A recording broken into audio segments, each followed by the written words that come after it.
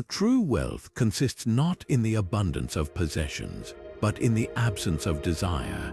These words, often attributed to the Stoic philosopher Seneca, confront one of the deepest assumptions of modern life, that happiness is found in having more. But what if this relentless pursuit of material wealth is actually leading us further away from the contentment we crave? In a world driven by consumerism, where success is often measured by what you own, Stoicism offers a radically different and profoundly liberating perspective. Today, we're taking a closer look at how Stoic philosophy can transform the way we think about money, possessions, and the concept of wealth itself. By the end of this journey, you'll discover why true freedom and fulfillment may have far less to do with accumulating things and far more to do with mastering your desires. What does wealth mean to you? Is it the number in your bank account, the size of your home, or perhaps the brand of car you drive? For many, wealth is tied to external possessions, a measure of status, comfort, and success. But the Stoics saw it very differently. To them, true wealth wasn't found in material goods or financial riches, but in something far deeper, the cultivation of virtue and wisdom. They believed that a person who lives according to reason, integrity, and self-mastery is far wealthier than someone surrounded by gold yet enslaved by greed and desire. In the Stoic view, wealth itself was considered neutral, neither inherently good nor bad. It's simply a tool, its value determined by how we use it and the role it plays in our lives. Epictetus, one of the most well-known Stoic philosophers, said, "Wealth consists not in having great possessions, but in having few wants." This profound idea flips the modern narrative on its head. Instead of striving to acquire more, the Stoics encourage us to focus on controlling our desires and being content with what we have. After all, what good is having more if it only leads to wanting even more? Contrast this with the materialistic mindset so prevalent in today's world, where success is often equated with accumulation. Advertisements constantly tell us that happiness is just one purchase away, a new gadget, a luxury vacation, a dream wardrobe. But does acquiring these things ever bring lasting fulfillment? Or do they create a fleeting pleasure that's quickly replaced by the hunger for the next thing? The Stoics recognized this endless cycle as a trap. They understood that external possessions are fragile and impermanent, always subject to forces beyond our control. Your wealth can vanish in an instant, a market crash, a natural disaster, an unexpected hardship, and it's gone. Now, let's consider the Stoic alternative. What if, instead of pinning your happiness on things outside of your control, you placed it squarely on the development of your character? The Stoics believed that virtues like courage, justice, temperance, and wisdom were the true markers of wealth. These are qualities no one can take from you, no matter the external circumstances. Whether you're rich or poor, your ability to remain honest, kind, and rational is entirely within your power. This is why the Stoics taught that wealth is ultimately irrelevant to a good life. It's not the amount of money or possessions you have that determines your happiness, but the state of your soul. Take a moment to reflect on your own definition of wealth. How much of it is tied to external things you can't control? And how might your life change if you started viewing wealth through the Stoic lens, as freedom from excessive desire and the possession of inner virtues that bring enduring peace? By shifting our perspective, we can begin to see that lasting contentment isn't about what you own. It's about who you are. Imagine someone who has just lost everything they own, a house destroyed by fire, their belongings reduced to ashes. It's a devastating scenario, and the immediate emotions are overwhelming: grief, anger, and perhaps even a profound sense of identity loss. After all, for many of us, our belongings aren't just things. They feel like extensions of who we are. But what if our happiness, our sense of self, wasn't tied to what we own? What if, even in the face of such loss, we could remain grounded and at peace? For the Stoics, this idea wasn't just a comforting thought, it was a principle to live by. The Stoics practiced what they called cognitive detachment from wealth and material possessions. This doesn't mean rejecting material goods entirely or living an ascetic life in poverty. Instead, it means recognizing that these external things are not and should not be the foundation of our happiness. Epictetus, a former slave who rose to become one of the most influential Stoic philosophers, put it plainly: wealth consists not in having great possessions, but in having few wants. For him, freedom came not from owning more, but from being unattached to what he did own. The key here is understanding the nature of control. According to the Stoics, there are things within our control, our thoughts, actions, and attitudes, and things outside our control, like fortune, circumstances, and ultimately everything material. When we base our happiness on something as impermanent and unreliable as wealth, we make ourselves vulnerable to suffering. One moment we feel secure, but the next an unexpected event, like a job loss, a theft, or an economic downturn, can take it all away.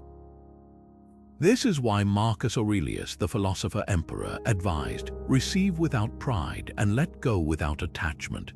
To him, detachment wasn't about avoiding life's pleasures, but about remaining indifferent to them so they could never control him.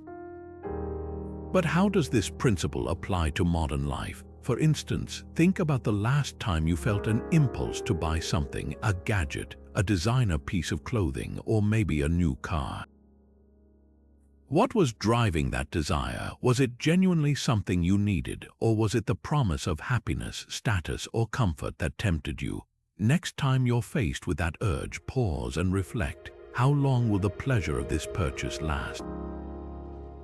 A day, a week. Detachment in this sense isn't about denying yourself everything.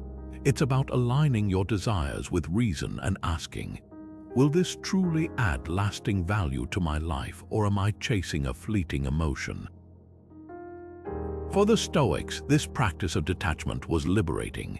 By placing their sense of contentment in things that can't be taken away, virtue, reason, and self-discipline, they freed themselves from the anxiety and fear that often accompany reliance on material possessions. This doesn't make losing something any less inconvenient or difficult, but it provides a foundation of inner strength that can weather life's inevitable storms.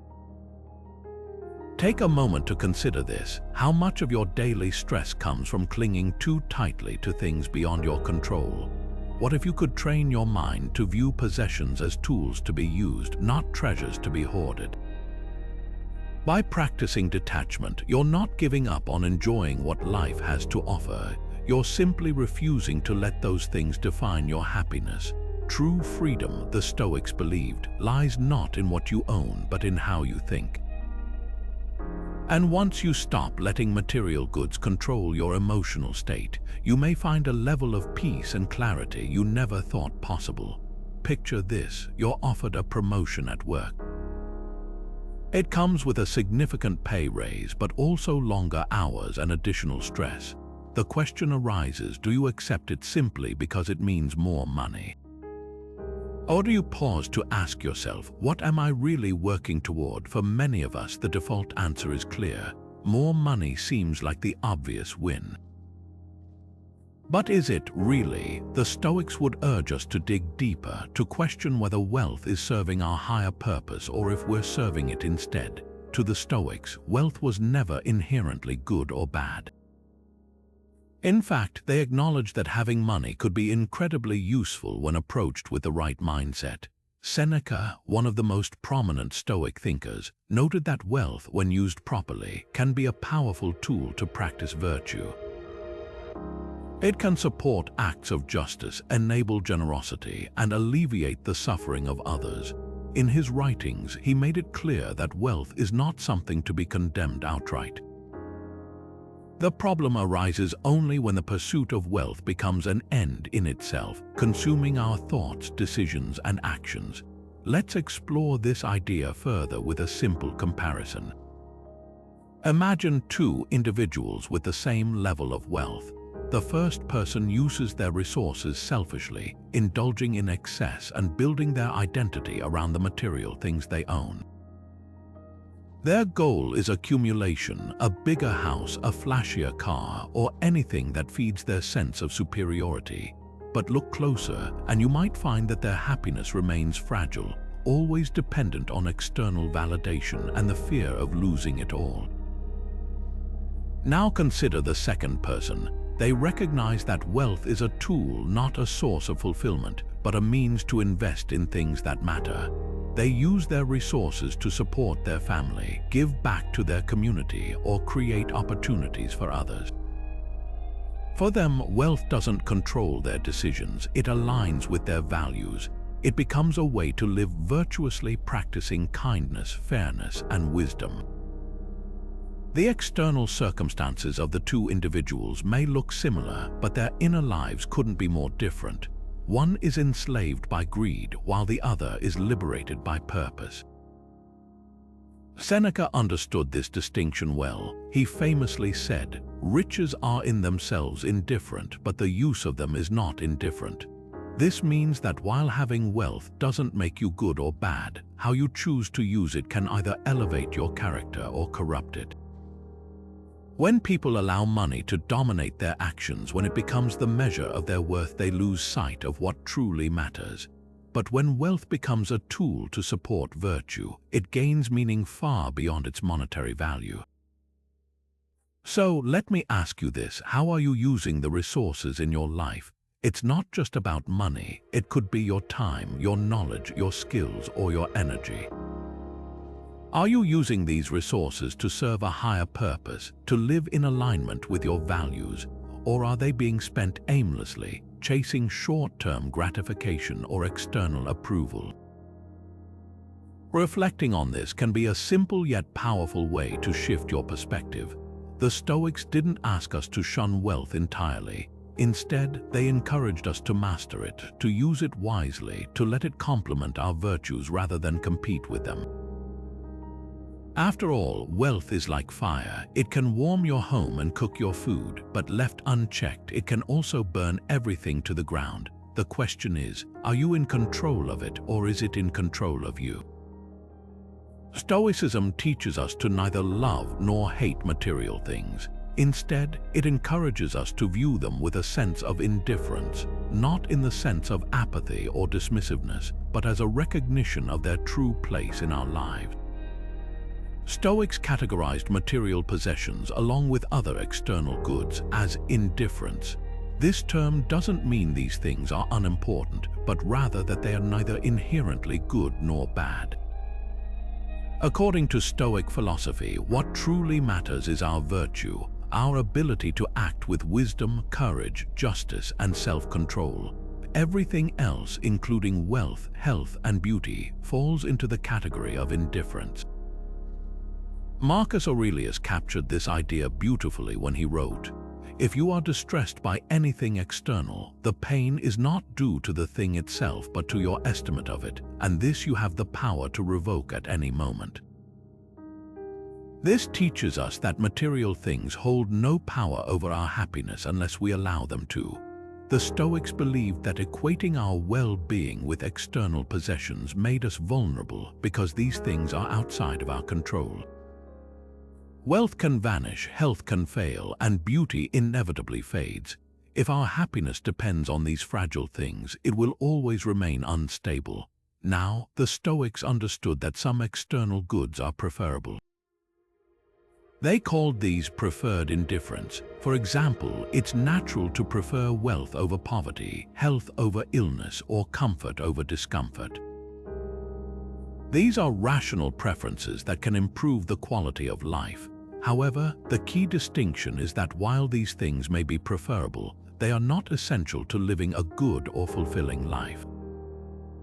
The Stoics would say that you can pursue preferred indifference, but only insofar as they don't compromise your virtue. In other words, it's fine to enjoy wealth, but not if gaining or keeping it requires dishonesty, greed, or harm to others.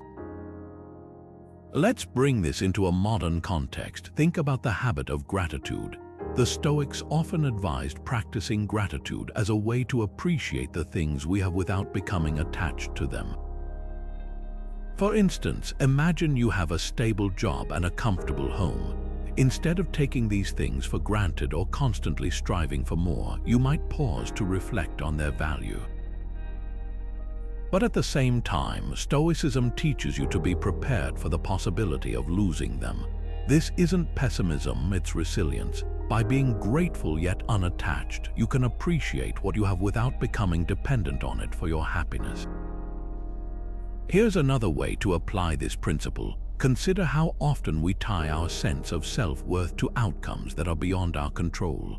It might be a promotion at work, the success of a business venture, or even how many likes your latest post gets on social media. While achieving these things might be preferable, they are not within your full control. What you can control is the effort you put in, the integrity you maintain, and how you respond to the result. Whether the outcome is favorable or not, your worth remains unchanged because it is rooted in your character, not in external achievements. The concept of indifference is incredibly freeing when you think about it.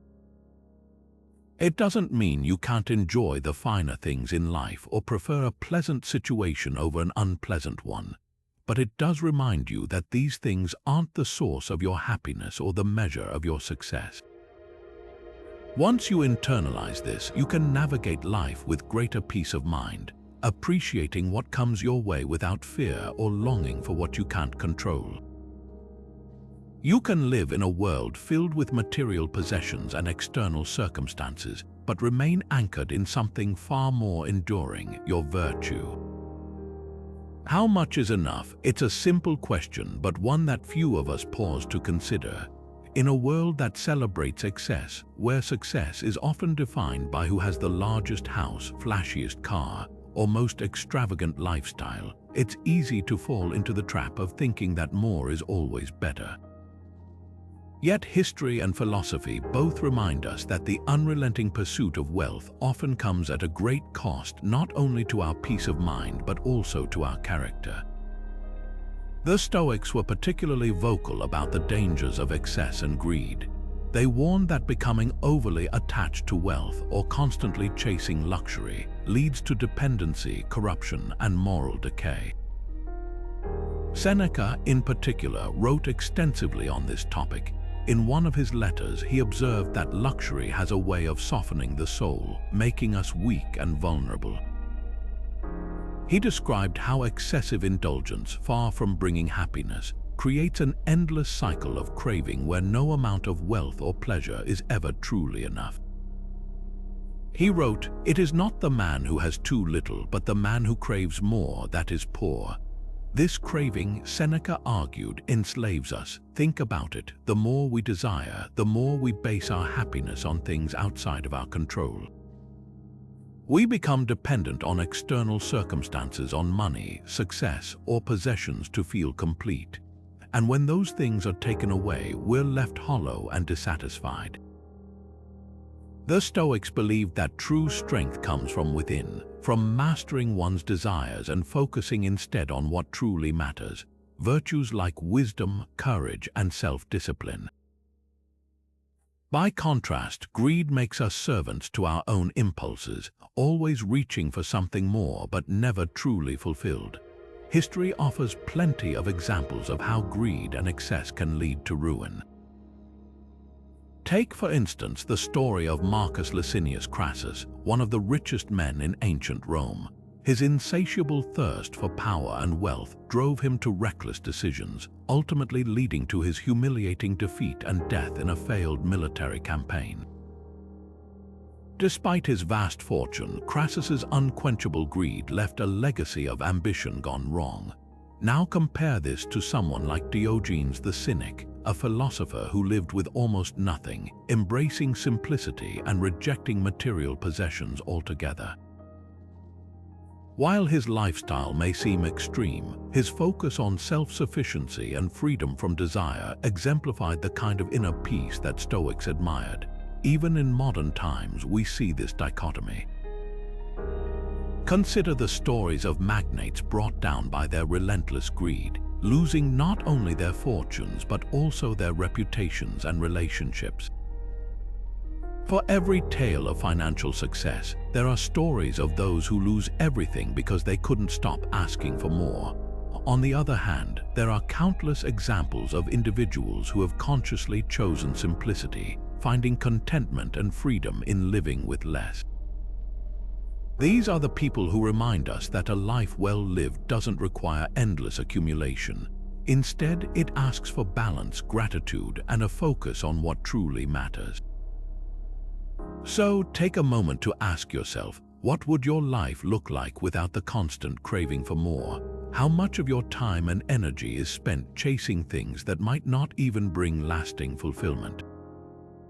Imagine the weight lifted if you are no longer enslaved by the need for the next promotion, the next gadget, or the next status symbol. For the Stoics, freedom isn't about having everything. It's about being free from the need to have everything. By stepping back from the endless pursuit of excess and embracing simplicity, we gain something far more valuable than wealth. We gain clarity, peace, and true independence. Have you ever noticed how cluttered environments often seem to bring with them a cluttered mind? Think about walking into a room filled with piles of things, unused gadgets, clothes you haven't worn in years, stacks of papers and boxes. It's overwhelming, isn't it? Instead of feeling calm, you're likely reminded of unfinished tasks, unmade decisions, and a nagging sense that you should be doing more. Now imagine the opposite, a clean, simple space where everything has a purpose. It feels lighter, freeing even, doesn't it? That's the power of simplicity, a concept the Stoics valued deeply, not just in their physical surroundings, but in their entire approach to life. The Stoics believed that simplicity was not only practical but essential for a well-lived life. Seneca, for instance, often spoke about the freedom that comes from living with less. Despite being one of the wealthiest men in Rome, Seneca didn't let his wealth define him. He regularly practiced voluntary simplicity to remind himself of what he truly needed, and to prove to himself that he could be content without the luxuries that surrounded him. In one of his letters, he described how he would set aside time to live as though he had nothing, eating the simplest meals and wearing the humblest clothes. His goal wasn't to punish himself, but to condition his mind. He wanted to learn firsthand that happiness and peace don't come from excess, but from inner resilience and contentment with life's basics. He wrote, "Set aside a certain number of days during which you shall be content with the scantiest and cheapest fare, with coarse and rough dress, saying to yourself the while, 'Is this the condition that I feared?'" By exposing himself to temporary discomfort, Seneca diminished his fear of poverty and loss. He realized that much of what we think we need is simply excess layers of comfort and luxury that, while pleasant, are far from essential. In today's world of constant consumption, the Stoic value of simplicity feels more relevant than ever. We're bombarded with ads telling us that the next purchase will finally make us happy. But how often does that actually happen? The truth is, buying more things often creates more stress: financial stress from overspending, emotional stress from maintaining or storing those items, and mental stress from an increasingly cluttered life. Simplicity, on the other hand, offers a kind of freedom, a chance to focus on what truly matters without being weighed down by unnecessary possessions. So, how can we start embracing simplicity in our own lives? First, consider decluttering. Take a single room or even just a drawer and ask yourself, do the items here add value to my life? If they don't, let them go. Often, we hold onto things out of habit, guilt, or the belief that we might need them someday. But the Stoics remind us that clinging to excess only clouds our minds and distracts us from more meaningful pursuits. Another step is to reduce unnecessary spending. Before making a purchase, ask yourself, is this something I truly need, or am I chasing a fleeting desire? By pausing and reflecting, you can break the cycle of impulsive buying and instead focus on acquiring only what serves your values and priorities. Finally, practice gratitude for what you already have. The Stoics understood that contentment doesn't come from adding more to your life. It comes from appreciating what's already there. By shifting your mindset from never enough to sufficient as it is, you cultivate a sense of abundance regardless of how much or how little you own. Simplicity, as the Stoics saw it, isn't about deprivation. It's about liberation. It's about freeing yourself from the chains of excess so that you can focus on what truly matters: your character, your relationships, and your peace of mind. In a world that constantly pushes us to want more, living simply is a radical act of wisdom and self-control. And in that simplicity, you may just find the freedom and clarity you've been searching for. Have you ever paused to ask yourself, do the things you own align with your true purpose as a rational, conscious being? It's an unusual question, but one that cuts straight to the heart of Stoic philosophy. The Stoics believed that a good life is one lived in harmony with nature, both the natural order of the universe and our own human nature, which is defined by reason, virtue, and connection to others. So, where does materialism fit into this picture? And does the constant pursuit of possessions really align with who we are at our core? To the Stoics, material possessions are part of the natural world. They acknowledge that wealth, food, shelter, and clothing all have their place in life. They are tools that can serve us. However, they also understood that these things are not essential for human flourishing. True fulfillment comes not from what we own, but from how we live and think. This is why Stoics like Marcus Aurelius often reminded themselves of the insignificance of external things. In his Meditations, Marcus wrote, "How much trouble he avoids who does not look to see what his neighbor says or does or thinks, but only to what he does himself to make it just and holy." In this context, he's emphasizing the importance of focusing on our inner character rather than being distracted by external measures of success, like wealth or possessions. Now consider how this philosophy might apply to modern life. We live in a time of abundance where acquiring more is easier than ever. Yet, so many of us feel disconnected, unfulfilled, or even overwhelmed by the constant need to consume. The Stoic principle of living according to nature is a helpful antidote. It invites us to step back and ask, what do I truly need? Does this endless accumulation of things contribute to my purpose as a rational being, or is it pulling me further away from it? Living in harmony with nature also means recognizing our place within the larger ecosystem. The Stoics believed that every part of the universe is interconnected, and that we, as humans, have a responsibility to contribute to the greater good. Marcus Aurelius often reflected on the impermanence of life and the vastness of the natural order, noting that the things we chase, wealth, fame, luxury, are insignificant in the grand scheme of nature's balance. Connecting this to today's world, it's easy to see how unchecked materialism disrupts that balance. Overconsumption leads to environmental degradation, resource depletion, and harm to future generations.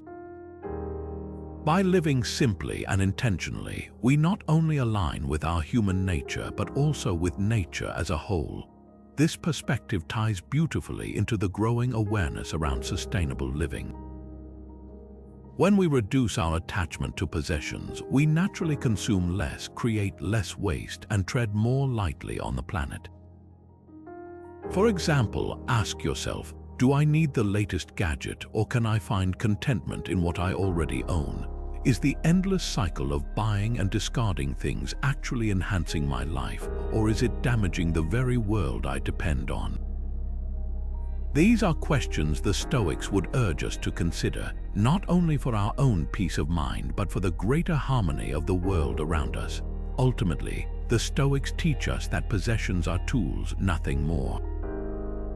They are meant to serve us, not the other way around. By living according to nature, embracing simplicity, focusing on virtue, and respecting the world's natural order, we can free ourselves from the chains of materialism. So, take a moment to reflect. Do the things you own serve your higher purpose, or are they distractions from it? By aligning your actions with your true nature, you may find a level of clarity and fulfillment that no possession could ever provide. When we think about wealth, it's easy to picture it as something personal, a measure of individual success, comfort, or security. But for the Stoics, wealth was never meant to exist in isolation. They believed that its highest purpose was to serve the greater good, to be used ethically and generously to benefit others. Seneca, in particular, taught that wealth, if we are fortunate enough to have it, should be a tool for building and strengthening the bonds of community, rather than something to hoard or flaunt. He wrote, "Wealth is the slave of a wise man, the master of a fool." In other words, wealth itself is neutral. Its moral value depends entirely on how it's used and the intention behind it. Contrast this with the mindset of selfish accumulation, where wealth becomes an end in itself. This approach often leads to isolation, fear of loss, and a never-ending cycle of wanting more. Think about those who hoard their riches, viewing them as trophies to display or shields to protect against an uncertain future. While such actions may bring temporary satisfaction, they rarely lead to lasting fulfillment. Generosity, on the other hand, does just the opposite. It creates connection, strengthens relationships, and leaves a lasting impact not just on others, but on the person giving as well. Seneca emphasized that acts of generosity don't require vast fortunes, they only require a willingness to give. He believed that no matter how much or how little you have, there is always an opportunity to contribute meaningfully to the lives of those around you. He often spoke of wealth as something entrusted to us temporarily, a resource to manage wisely and share when it can do good. To hoard wealth, he argued, is to forget its true purpose, fostering harmony and supporting your fellow human beings. "We are born for cooperation," he wrote, "to act for the common good." History offers countless examples of individuals who embody this Stoic ideal of generosity. One modern example is the philanthropist Chuck Feeney, co-founder of duty-free shoppers. Over the course of his life, Feeney quietly gave away nearly all of his wealth, an estimated $8 billion, to causes ranging from education to public health. He lived modestly, with no interest in luxury or extravagant displays of his success. By the time he retired from philanthropy, his personal savings were almost entirely gone, a deliberate choice he referred to as giving while living. Feeney's philosophy resonates deeply with Stoic values, the belief that wealth is most meaningful when it's used to uplift others, not simply to serve oneself. But generosity doesn't have to involve billions of dollars or grand gestures. It could mean offering your time, knowledge, or kindness to someone in need. It could mean supporting local organizations, mentoring others, or simply being there for a friend. The Stoics remind us that community begins with the small, everyday actions that bring people together. And in doing so, we not only benefit those around us, but also strengthen our own sense of purpose and connection. So, let me leave you with this thought. How are you using your resources, whether wealth, time, or energy, to contribute to your community? Are you building bridges through acts of generosity, or are you allowing possessions to isolate you? The Stoics challenge us to think beyond ourselves and to recognize that true prosperity is found not in what we keep, but in what we give. Perhaps the next time you're faced with a choice, you might consider, how could this act of giving leave the world just a little better than I found it? Wealth, after all, is fleeting, but the impact of generosity, that can last a lifetime. True freedom isn't about owning more, it's about needing less. This simple yet profound idea lies at the heart of Stoic philosophy, particularly when it comes to our relationship with wealth and material possessions. The Stoics believed that moderation or temperance is the key to greater freedom. By practicing self-control and keeping our desires in check, we free ourselves from the anxiety, fear, and dissatisfaction that so often accompany unchecked materialism. Epictetus, one of Stoicism's most influential teachers, often warned of the dangers of being enslaved by desires. He famously said, "Wealth consists not in having great possessions, but in having few wants." To him, the truest form of wealth wasn't about accumulating more. It was about mastering your desires so that you could live contentedly with what you already have. He saw that whenever we let desires run unchecked, whether for money, luxury, or status, we hand over control of our happiness to forces outside ourselves. The more we chase, the more we risk becoming dependent on external things, and the further we stray from true freedom. Let's consider a scenario to bring this idea to life. Imagine you're scrolling through social media and an ad pops up for the latest gadget or trend. You feel a sudden pull. It's sleek, it's new, and everyone's talking about it. At that moment, it feels almost impossible to resist, so you hit purchase, convinced that this one item will finally add something meaningful to your life. But what happens next? Maybe you feel a brief rush of excitement when it arrives. But then, just as quickly, that feeling fades, and soon enough, you're scrolling again, chasing the next thing. Does this cycle sound familiar? The Stoics would challenge us to break free from this pattern. Instead of reflexively giving in to every desire, they encourage us to pause and ask a simple but powerful question. What do I truly need to feel free in my life?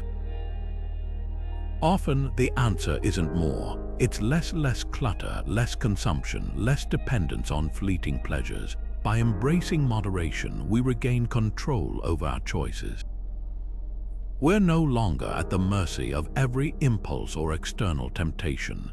Instead, we begin to cultivate a sense of peace and sufficiency that comes from within. This approach isn't about deprivation, it's about clarity. It's about being deliberate with your choices and focusing on what truly adds value to your life. For example, if you find yourself tempted by the latest trend, pause and reflect. Ask yourself, will this item truly fulfill a need, or is it just filling a momentary void? Practicing this kind of mindful restraint helps us avoid the trap of acquiring things we don't genuinely need, freeing up not only our finances but also our mental energy and emotional well-being. The beauty of Stoic moderation is that it applies to every area of life, not just material possessions. It could mean setting boundaries with your time so you're not overcommitted, simplifying your schedule to focus on your priorities, or even practicing restraint in how much attention you give to distractions like social media. Each of these acts of moderation moves you closer to freedom because they return control to where it belongs, within you. So I'll ask again, what do you truly need to feel free in your life? Is it really more stuff, more gadgets, or more distractions? Or could freedom lie in needing less, in being content with enough, and in focusing on what truly supports your well-being? By embracing the Stoic practice of moderation, you may find that the freedom you've been searching for isn't something to be bought or achieved. It's something you can cultivate within yourself, right here and now. Imagine for a moment that you've lost something you deeply value. Perhaps it's your phone, the device that contains your contacts, photos, messages, and even your daily schedule. The panic sets in almost immediately. Where did I leave it? What if it's stolen? How will I function without it? This hypothetical scenario might sound trivial, but it's a perfect example of how dependent we've become on our possessions, and how much fear and anxiety their loss can create in us. Now think about something even more significant, a family heirloom, your home, or a source of income. The mere thought of losing something so important can feel overwhelming, and for many of us, it's a fear that lurks quietly in the back of our minds. But the Stoics had a powerful way of addressing this universal fear. They called it premeditatio malorum, which translates to the premeditation of evils. This practice involves mentally preparing yourself for potential losses or misfortunes before they happen. The idea isn't to dwell on negativity or adopt a pessimistic mindset. Rather, it's a way to build resilience and reduce the fear of loss by confronting it head-on. By imagining worst-case scenarios in a controlled and thoughtful way, the Stoics believed we could train ourselves to accept the impermanence of all things, strengthening our ability to face challenges with calm and clarity. Epictetus, one of the great Stoic philosophers, famously said, "You may fetter my leg, but not even Zeus himself can get the better of my free will." His point was that while external circumstances like losing possessions are beyond our control, our response to those circumstances remains entirely up to us. Premeditatio malorum works to shift our focus away from the external things we can't control and back toward what we can control: our mindset, our choices, and our ability to adapt. Marcus Aurelius, in his journal Meditations frequently reminded himself of the impermanence of life and the things within it. He wrote, "Begin each day by telling yourself, 'Today I shall be meeting with interference, ingratitude, disloyalty, ill will, and selfishness, all of them due to the offender's ignorance of what is good or evil.'" While this quote focuses more on human interactions, it reflects a key Stoic principle. By anticipating challenges, losses, or difficulties, we strip them of their power to surprise or overwhelm us. Let's return to our scenario of losing your phone. The Stoic approach would be to imagine this happening, not with dread but with curiosity. How would you adapt? What would life look like without it? Would it really be the end of the world, or could you find a way to function, perhaps even benefit from the change? This exercise may sound counterintuitive, but it's incredibly effective in reducing the grip of fear. By visualizing the loss of something you value, you can begin to detach your sense of self-worth and happiness from that object. You shift your perspective, realizing that while the loss might be inconvenient or even painful, it doesn't define you. Over time, this mental preparation builds an inner strength that makes you less vulnerable to fear. Now, I invite you to try this practice. Think of an item or possession in your life that you deeply value, something you believe you couldn't do without. Close your eyes and imagine, with as much detail as possible, what life would look like if it were suddenly gone. Would you adapt? Could you find peace in its absence? Perhaps you'd even discover that the thing you feared losing wasn't as critical to your happiness as you thought. Reflect on this for a moment. How would your life change if you viewed loss as a natural and inevitable part of existence, rather than something to be feared? By embracing the Stoic perspective, you gain the freedom to live with less anxiety, more gratitude, and a profound inner calm that no misfortune can take away. After all, as the Stoics remind us, the only things truly within our control are our thoughts and choices. Everything else, no matter how treasured, is fleeting. And that's okay. As we bring our exploration of the Stoic view on wealth and material possessions to a close, let's reflect on the wisdom these timeless teachings offer us. The Stoics remind us that true wealth is not measured by the coins in our purse or the size of our home, but by the strength of our character and the simplicity of our desires. Detachment from material things doesn't mean rejecting them outright. It means recognizing their proper place, tools to be used, not treasures to define our worth. By focusing on virtue, practicing moderation, and embracing simplicity, we free ourselves from the endless cycle of wanting more. In doing so, we cultivate inner peace, resilience, and a life guided by purpose rather than possessions. Stoicism offers a profound framework for navigating a materialistic world that often equates success with accumulation. In a society constantly urging us to chase more, the Stoics invite us to pause and ask, will this truly serve my happiness? Can I live well with less? By practicing gratitude for what we have, detaching from the need for more, and using our resources to benefit others, we align our lives with the principles of reason and virtue. These practices not only reduce stress and anxiety, but also create space for what truly matters: relationships, self-growth, and contributing to the common good. Let's leave off with a powerful reminder from Seneca, who once wrote, "It is not the man who has too little, but the man who craves more that is poor." These words encourage us to examine our own desires and embrace the freedom that comes from needing less. They challenge us to shift our focus inward, where our true wealth resides not in the things we own, but in the way we live.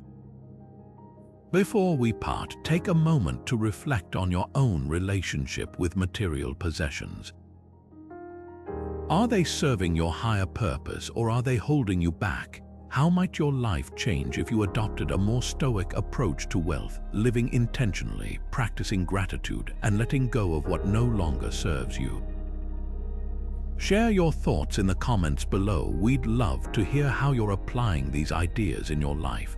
If you found value in today's discussion, consider subscribing to join us for more reflections on Stoicism and the art of living well. And feel free to share this video with someone who might benefit from a fresh perspective on wealth and simplicity. Thank you for watching, and remember, the truest riches are found not in what you own, but in the strength of your character and the peace of your mind.